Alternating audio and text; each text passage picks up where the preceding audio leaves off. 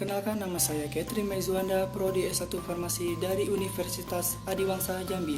Di video ini saya akan membahas tentang sejarah kefarmasian, tokoh ilmuwan farmasi yang telah berjasa, peran seorang farmasi yang dikenal sebutan 9 Stars Pharmacist, prospek kerja lulusan farmasi, dan daftar peraturan perundang-undangan yang mengatur tentang kefarmasian. Ilmu resep sebenarnya telah ada dikenal semenjak timbulnya penyakit. Dengan adanya manusia di dunia ini, mulai timbul peradaban dan mulai terjadi penyebaran penyakit yang dilanjutkan dengan usaha masyarakat untuk melakukan usaha pencegahan terhadap penyakit. Baiklah, deretan tokoh ilmuwan yang telah berjasa dalam perkembangan farmasi sebagai berikut. Hippocrates 460 hingga 370 sebelum Masehi adalah seorang dokter Yunani yang memperkenalkan farmasi dan kedokteran secara ilmiah. Hippocrates juga dikenal sebagai bapak ilmu kedokteran. Dioscorides abad ke-1 sebelum Masehi, ia ahli botani yang berasal dari Yunani. Orang pertama yang menggunakan tumbuh-tumbuhan sebagai ilmu farmasi terapan. Karyanya yang berjudul De Materia Medica, obat-obatan yang dibuatnya yaitu Aspiridium, Opium, Ergot, Yoshiamus, dan Cinnamon. Galen 130 hingga 200 sebelum Masehi, seorang dokter ahli farmasi yang berasal dari bangsa Yunani. Karyanya dalam ilmu kedokteran dan farmasi yang berasal dari alam, formula dan sediaan obat-obatan yaitu farmasi Galenica. Philippus 1493 hingga 1541 sebelum Masehi, seorang ahli kimia dari Swiss yang menyebutnya diri Paracelsus. Sangat besar pengaruhnya terhadap perubahan farmasi, menyiapkan bahan obat spesifik dan memperkenalkan zat kimia sebagai obat farmasi. Ibnu Sina 980 hingga 1030 Masehi, seorang kedokteran pengobatan telah menggabungkan pengetahuan pengobatan dari berbagai negara untuk menghasilkan yang lebih baik.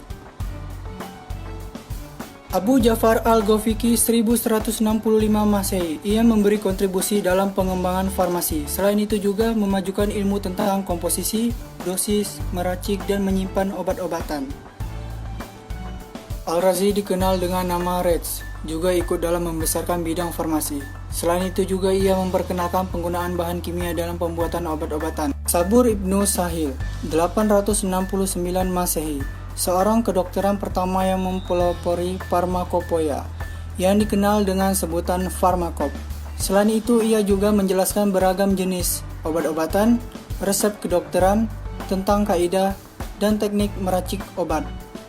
Peran seorang farmasi adalah menjadi sarana pekerjaan kefarmasian, membuat dan memperbaharui standar operasional, prosedur, dan sebagai distributor yang profesional.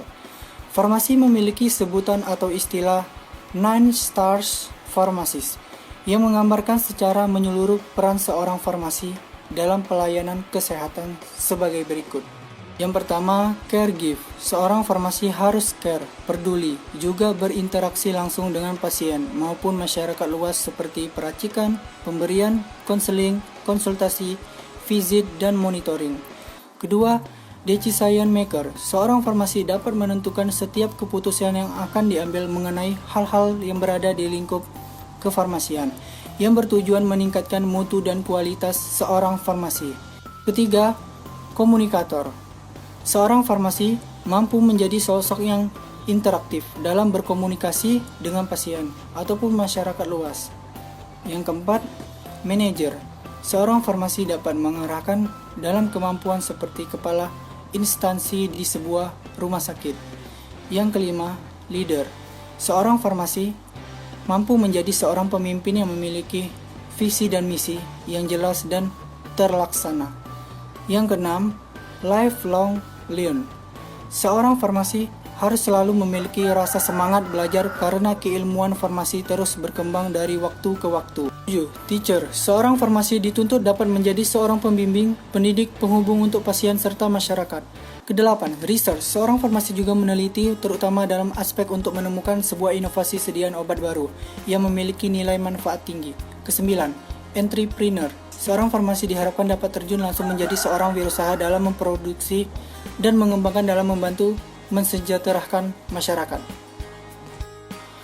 Berikut beberapa prospek kerja farmasi sebagai berikut. Yang pertama, farmasi industri. Kedua, dunia pendidikan. Ketiga, lembaga pemerintah. Keempat, farmasi manajemen. Kelima, pengusaha.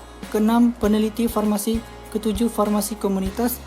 Dan kedelapan, administrasi obat pada instansi pemerintah, Polri atau TNI.